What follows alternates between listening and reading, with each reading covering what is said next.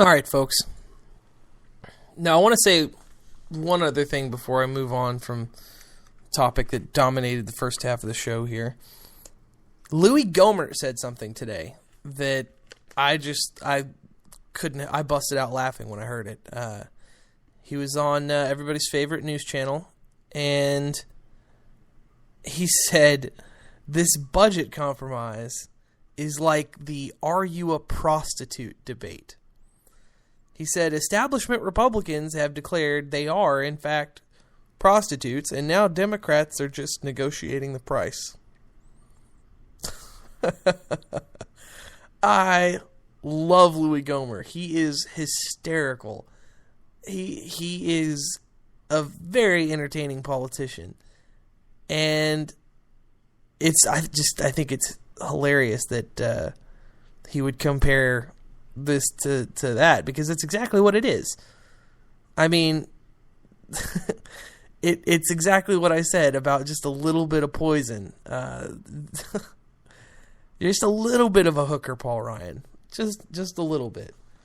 Just a little bit of prostitution. Just small, teensy amount of hooking. Little bit of sex work. Just tiny bit. Anyway, I thought it was fantastic. I loved it. Okay. Now, I am regrettably going to talk for just a tiny bit about Nelson Mandela. Now, don't click away. Don't do that. I know, you're sick of it. You've been hearing about it nonstop. I totally understand. I get it. I work in news. I totally understand. I am not a fan of... I'm sick of the story. So sick of it. But here's something you haven't heard. You may have, but I'm going to guess you haven't. Nelson Mandela was a communist. He was a card-carrying child of the revolution. He signed off on killing hundreds, if not thousands, of innocent people by placing bombs in subway tunnels, in shopping malls, in town centers. Now, a lot of people, even including on Fox News, have tried to say, well, he avoided innocence. They're wrong. And they haven't done their homework. Nelson Mandela has a lot of blood on his hands. And people seem to forget that he was a violent radical. Now, that being said, people also who hear the word communist and hear the word terrorist and immediately shut off the idea that everything else worked, or the idea that everything else wasn't good. It's not fair. I mean, as much as I hate to give a communist credit, the man started picking up individual rights in prison. Prison was good for Nelson Mandela. Prison is what made Nelson Mandela. It was not the radicalism, it was not the violence that made that man. That's not what people remember him for. And that's not why he became a world figure that people admire. Nelson Mandela chose to stay in prison. Nelson Mandela chose to stay in prison because he said, as long as one of us is in chains, all of us are in chains. As long as one of my people are being oppressed, we're all being oppressed.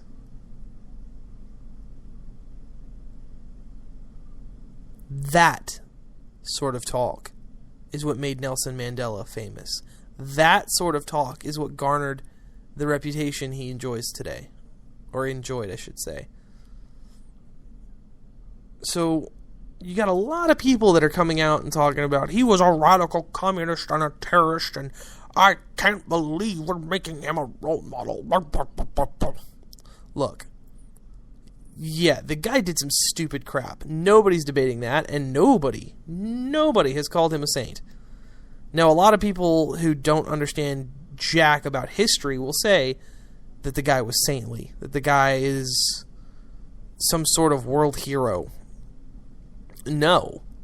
It's just that the guy chose to stay in jail for years because people weren't free in his country, because his people were being slaughtered. His people were being slaughtered. What would we do as patriotic Americans? I honestly can't say what I would be capable of if we had a communist or socialist regime. I mean, I know we've got people in government now who espouse these ideas, but if we truly instituted more communist socialist policies, if we had people's wages being 100% confiscated and then doled out based on need, if we had firearms banned completely, if we had microchips tracking our every move, I don't know that I would be nonviolent either. I can't say that I wouldn't be a radical. I can't say that I wouldn't be the first one up doing what I can to change things. So when Nelson Mandela's people were slaughtered, he did what he knew to do. Now, that doesn't necessarily justify the use of force against other individuals when it should have been used against the state. Obviously, he's an idiot for that. Obviously, he is wrong for that. But I totally understand. I totally understand the radical notions. I totally understand the need to blow things up when your government is slaughtering your people. We're Americans. We threw tea in the harbor. We hid in the bushes and shot British soldiers when they weren't looking. We overthrew a government because we didn't want to pay taxes on our breakfast beverages. We didn't want to pay a 2% tax on tea.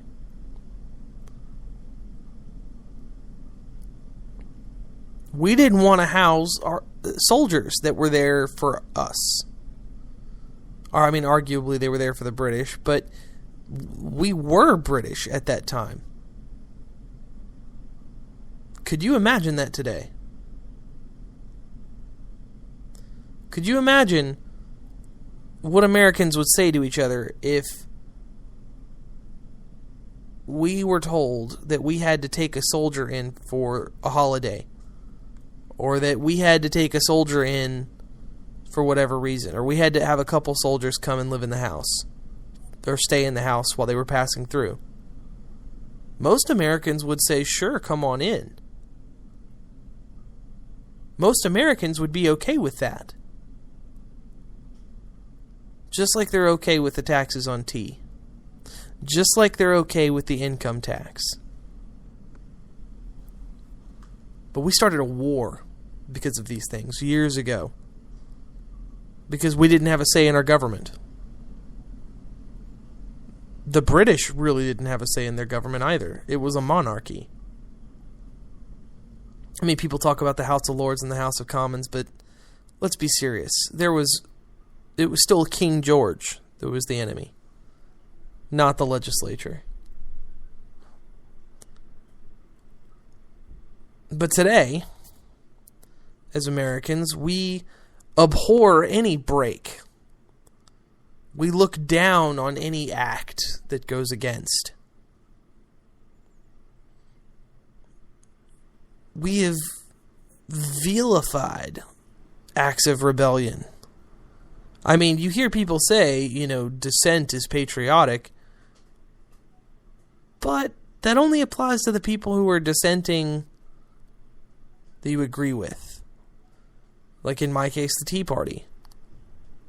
Do I find Occupy protesters to be patriotic? Not at all.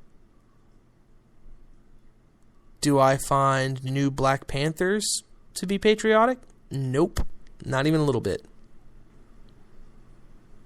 What about the Klan? The Ku Klux Klan? No, not at all. But you know,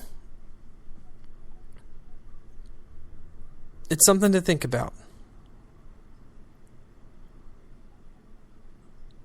We all have been brought up or been pushed into these beliefs on Nelson Mandela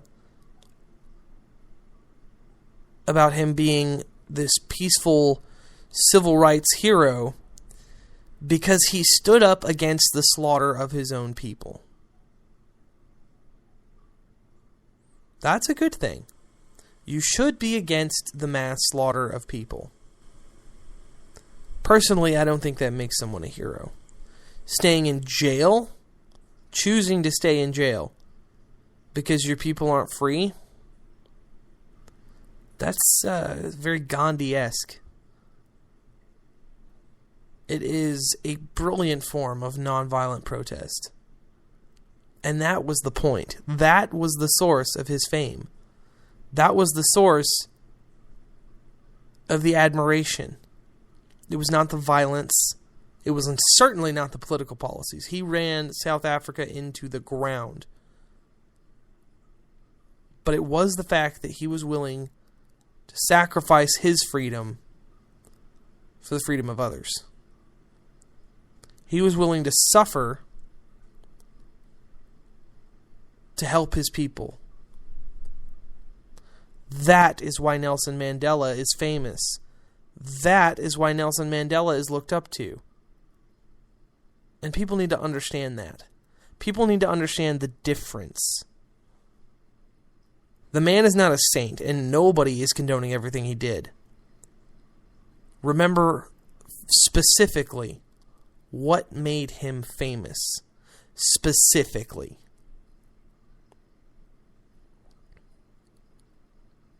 I mean, think about it. Nobody looks at Dick Van Dyke and says, man, he's such a great role model. Too bad he wasn't ever president. Nobody ever says that because we would never judge Dick Van Dyke on his political sway when he was a movie star. Nelson Mandela, albeit a politician later in life, was not famous for his politics. He was famous for his act of self-sacrifice for people in the name of liberty.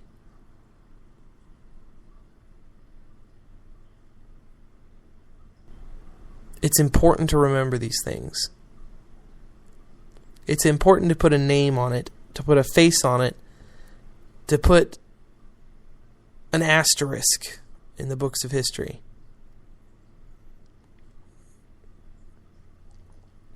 I mean, think about it. A very, very good example is, of course, you've got Rudy Giuliani, who people really look up to. It's call him America's mayor.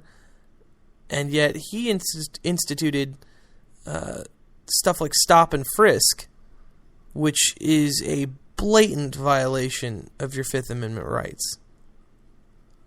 If any cop finds you to be suspicious, they can pat you down and grope you and search you. No warrant. No suspicion necessary. It's like being in Nazi Germany, asking for your papers to prove you're not a Jew.